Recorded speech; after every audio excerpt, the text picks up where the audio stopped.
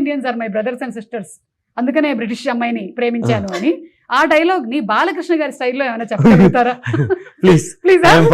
Okay, sir this is not in my quota sir, ma'am only asking. ఇది dare, లేదంటే ఇప్పుడు truth.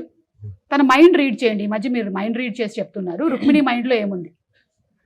Rukmini mind లే, what are you going to ask and how to handle that question, whether I should say the truth or I should be like polished answer should come out. That's what running in her mind.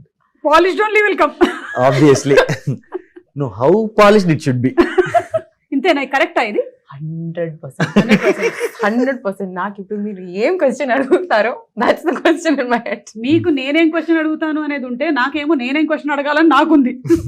So అందరూ అదే నడుస్తుంది అనమాట. చెప్పండి, నాకేముంది నా mind లో? In your mind. మా ఆయన అడిగితే మలయాళంలో అంటారు களிமண் అని.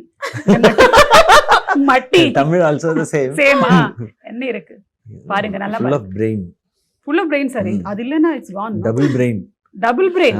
Okay, It works parallelly.